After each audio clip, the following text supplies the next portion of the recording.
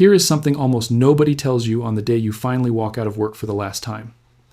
The single most important financial year of your entire retirement is not the year you turn 70, and it is not the year the market finally has its next big scare.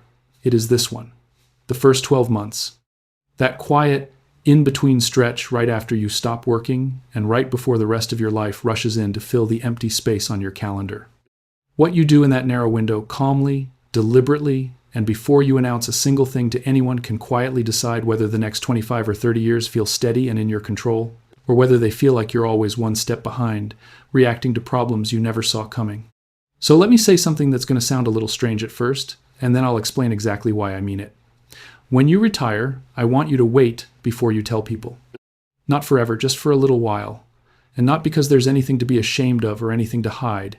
You've earned this moment, and you should absolutely be proud of it. But the instant the word gets out that you've retired, something completely predictable happens, and I've watched it happen to good people again and again. The phone starts ringing more often. Lunch invitations and weekend trips start landing on your calendar. Adult children who love you start floating questions about loans, about help with the grandkids, about whether you can watch the house while they travel. Neighbors want a golf partner. Friends want a travel buddy. And here's the trouble.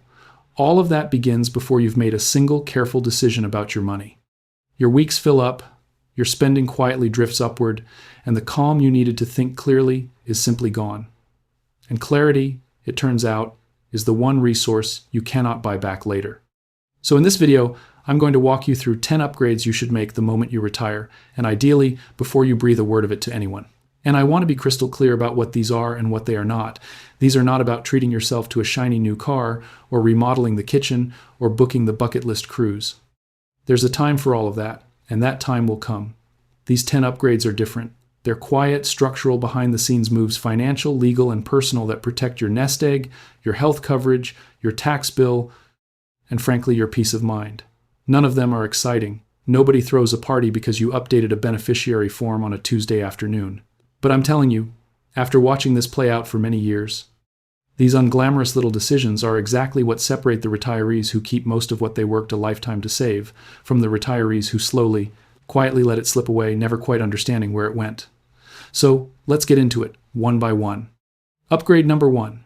Get brutally honest about what you actually spend. I'm starting right here because nearly everything else on this list depends on it. While you were working, you never truly had to know your number. The paycheck landed every 2 weeks, the bills got paid, and whatever was left over covered the rest. You could be a little fuzzy about the details and it never hurt you because more money was always on the way. But the day you retire, that invisible safety net disappears. Now every single dollar you spend has to come out of somewhere, an account, a benefit, a sale, and where it comes from directly changes how much tax you pay. So a quick guess punched into a free online calculator is simply not good enough for a plan that has to hold up for 30 years. Here's what most people miss. They think they know their spending, and they're almost always off by more than they'd guess. So instead of estimating, track it. For the first 3 to 6 months, write down every real dollar that leaves your hands, sorted into honest categories. Better yet, rehearse it before you ever retire. Try living for 90 days on your projected retirement income while you still have a paycheck as a backstop, and notice how it actually feels. The folks who pin down their true number early make calmer, sharper choices all year long. The ones who skip it tend to drift into quiet overspending, and they don't notice until the account balance is the thing that finally tells them. Upgrade number 2. Rebuild your cash reserve for a world with no paycheck. When you were working, holding 3 to 6 months of expenses and savings was plenty, because if something went wrong, another paycheck was always right around the corner to refill the tank. That logic stops working the day you retire. In retirement, your cash cushion needs to be larger and far more intentional. I generally want you holding somewhere in the neighborhood of 1 to 2 years of essential living expenses in something stable, boring, and instantly available, not invested in the market, not exposed to risk, just sitting there quietly doing one job. And why so much? Because that reserve is precisely what allows your investments to ride out a bad stretch without forcing you to sell at the worst possible moment. Picture a year where the market drops 15 or 20%. If you're forced to sell investments that year just to pay your grocery bill, you've locked in those losses permanently and damaged the engine that's supposed to carry you for decades. But if you can spend from cash instead and leave your investments alone to recover, you've protected the whole plan. Separate from that emergency reserve, there's a second bucket most people forget entirely: known big-ticket expenses. If you already know a new roof, a replacement vehicle, or a major anniversary trip is coming in the next 2 or 3 years, carve that money out on its own, now, while it's quiet, so that later you're spending on purpose instead of scrambling to raid the wrong account at the wrong time. Upgrade number 3. Design the exact order you'll draw your money down. For your entire working life, the money question was beautifully simple. Save as much as you reasonably can and put it in the right kinds of accounts. The day you retire, that question doesn't just change, it flips completely upside down.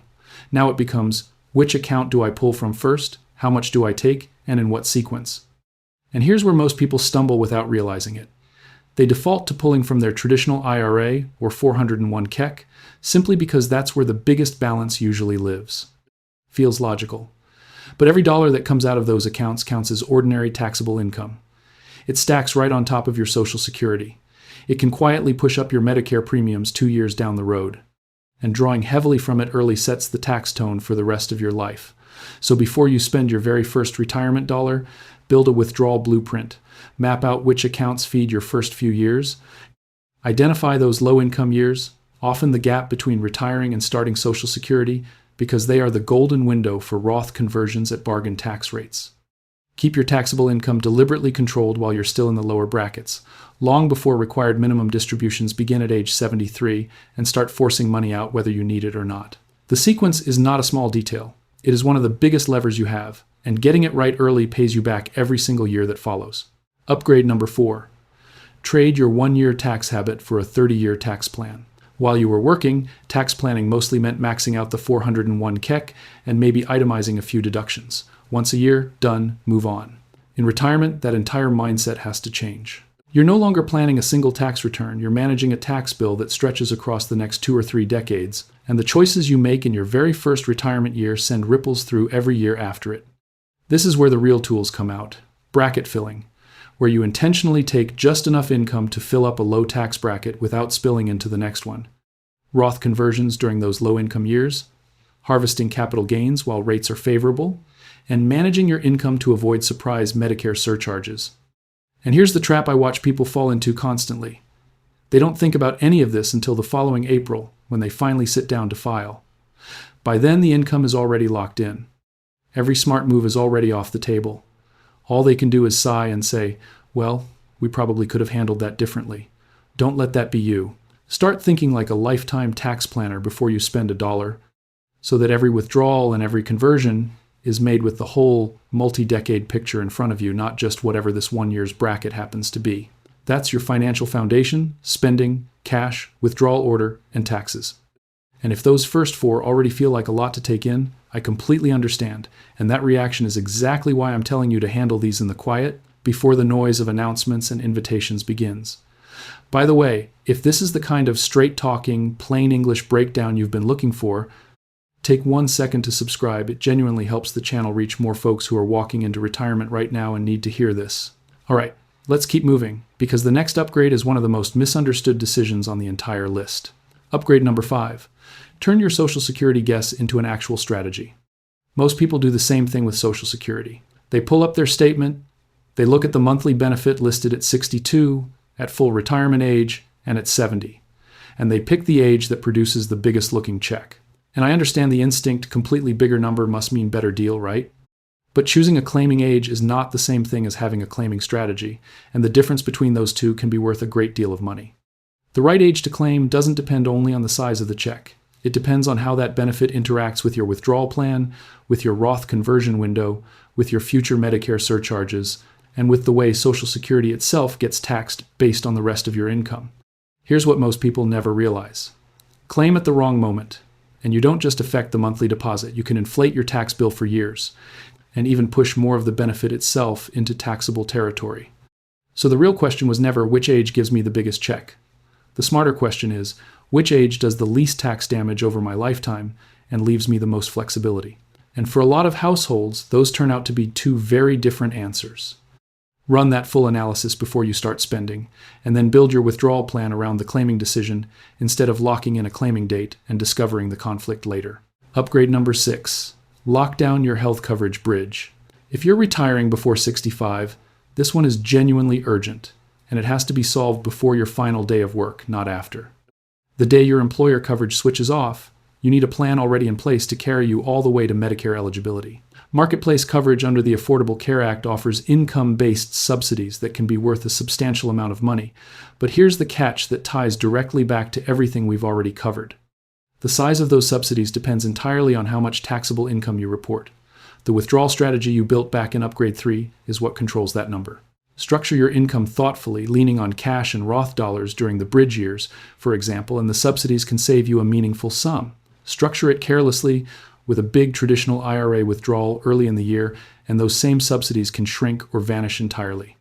Yes, COBRA from your former employer is available, and it keeps your familiar doctors, but it's usually expensive, and for many people, a managed income marketplace plan comes out clearly ahead.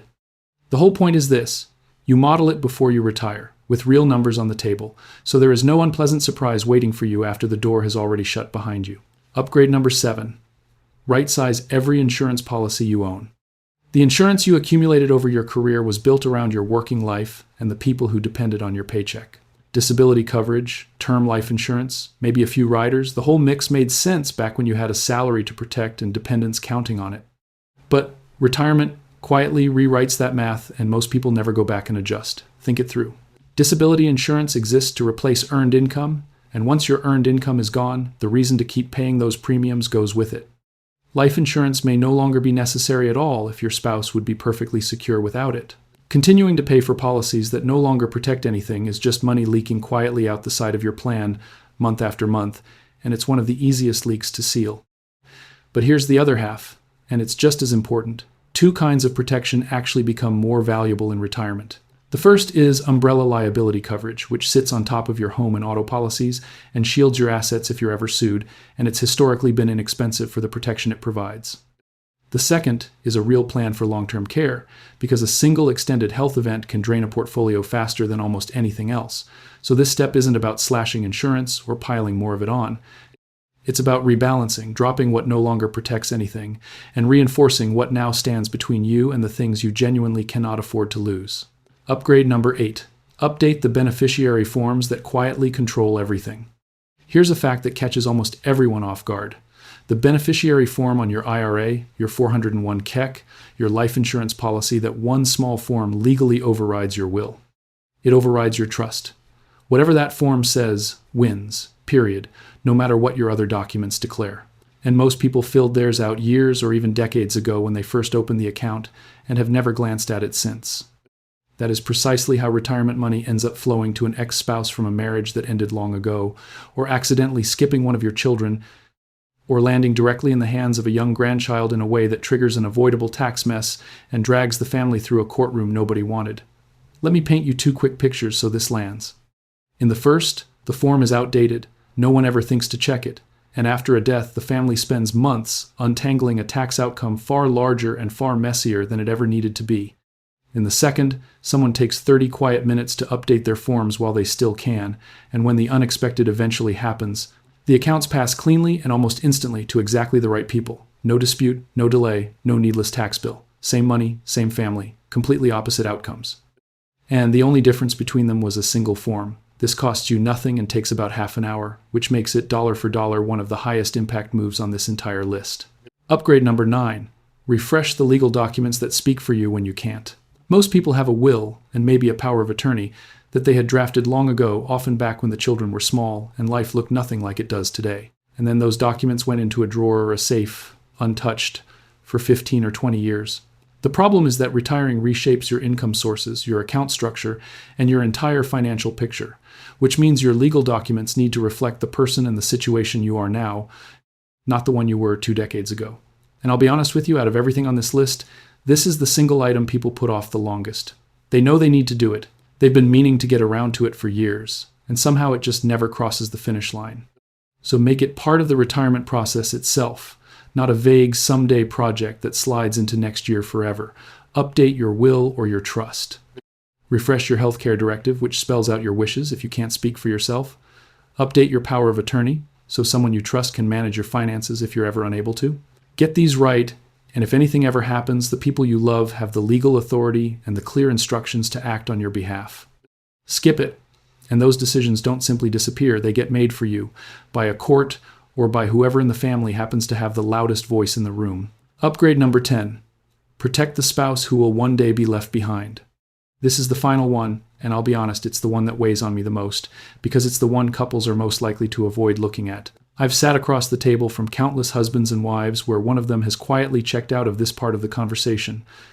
And the assumption is always so comforting. If something happens to me, you'll be just fine. The house is paid off, the savings are all there. A social security check will keep coming. But almost no one stops to actually run the numbers on what really happens when one spouse is suddenly filing taxes as a single person, and the math is genuinely unforgiving. Single tax brackets are far narrower than the brackets a married couple enjoys, so the same income gets taxed at higher rates. The required minimum distributions keep right on coming on the full account balance. The thresholds for taxing Social Security drop. Medicare surcharges arrive sooner and bite harder. Add it all together, and a surviving spouse can end up paying a higher effective tax rate on the very same money with one fewer person in the household to support. If you're carrying a large traditional balance, that's not a minor inconvenience. That's a tax problem capable of lasting 15 or 20 years. For a lot of couples, this is the single clearest argument for accelerating Roth conversions now, while both spouses are still alive and those wider married brackets are still available to use. Model it early.